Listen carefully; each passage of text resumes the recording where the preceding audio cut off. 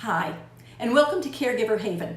I know you're frustrated. I know there's a lot of uncertainty in your life. I know maybe you're depressed, you have grief, you have guilt, and you're probably exhausted. No matter where you are in your caregiver journey, caregiving is not easy, but it can be simple. So I'm Suzanne Fasella. I have spent 14 years in the medical field as a physician assistant. And I've also spent the last 10 years as a patient advocate, working with my clients who are in crisis at the time they call me. Because mom fell and can't get into a rehab hospital, or the medical bills are piling up and they're going to collections. Crisis after crisis. Mom's driving and she shouldn't be. Dad's on ladders, they're living alone, they shouldn't be. So I've had to fix these things. But I want to talk to you about two principles of caregiving that we can solve right away. Number one, when we are emotionally involved with a situation, we don't think clearly. This goes for all humans. This is just human nature. So when we're in the middle of a crisis, we're not thinking as clearly as we could if we pre-planned our journey in caregiving and we had everything laid out ahead of time. We don't want to make those decisions emotionally. We want to make them ahead of time. And number two, I will tell you from years of experience working with caregivers, caregiving doesn't end well, unfortunately. Doesn't end well. The person we love is going to die. And as much as we can try to help them through the last days or weeks or months or years of their life, it's hard on us because we love them so much. And we feel guilty because we can't help them when we want to. So let's look at the Ultimate Caregiver's Guide and what it brings you today and why I wrote it. I have found that in all these years, there's really only 4 parts to caregiving. And if we can pre-plan and if we can set up these 4 areas, we will be so much better off to deal with whatever is thrown our way in caregiving. So let me explain. The first one is healthcare. We have to know the health of the patient or the loved one. We have to, because as a medical provider and as a caregiver, you need to know what's coming down the pike. You need to know the chronic diseases and what they can lead to.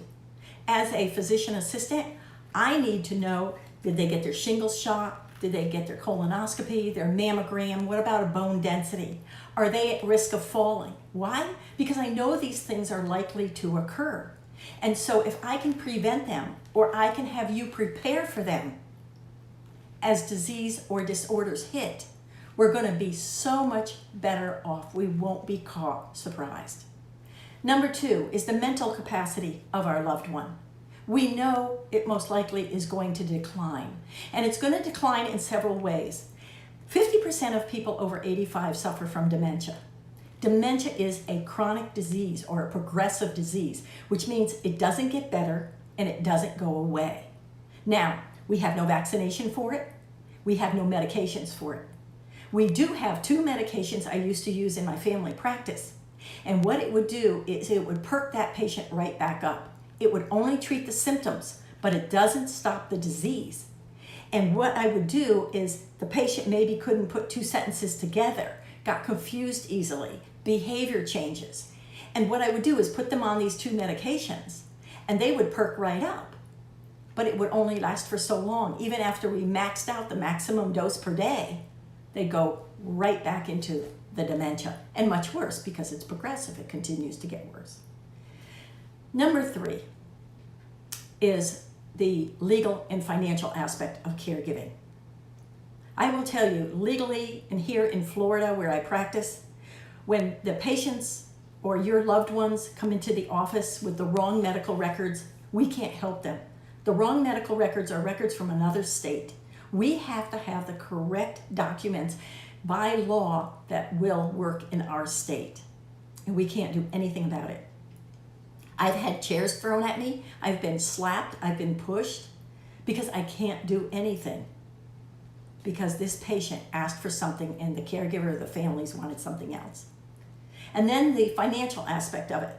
If I had $1 for every time a caregiver said, oh, Dad takes care of his finances, oh, Mom's great with the finances, only to find out that that nice neighbor that brings them to my office just got a brand new car because dad paid for it. Or the housekeeper, oh, she's sweet as could be. She's charging $1,000 a week. I'm telling you, I see this over and over and over again. Last but not least is moving. Eventually, your loved one has to move. Whether it's out of their home, whether it's into your home, back out of your home, into memory care, or into assisted living, or even a nursing home. The guilt is tremendous there. But what we want is the best place for them. And we have to prepare for this ahead of time. We have to find out what the choices are in our area and what we should be doing. Don't wait until the crisis hits, because there's usually nothing left. So I share all this with you to give you some clarity on the journey that you are either about to begin or you're already in the thick of. I want you to prepare. I want you to be ready for this. Again, caregiving isn't easy, but we can simplify it. So get the Ultimate Caregiver's Guide today. And then I'll send you lots of information and emails about new things and other things that are coming up. Let's support one another here. We really do need to. Because I'll tell you, when it's time to move mom and dad, all of a sudden, the siblings come from nowhere. The ones that never helped, the ones that said, oh, you'll be fine. Thank you for taking care of mom or dad. All of a sudden, they start showing up and giving their opinions.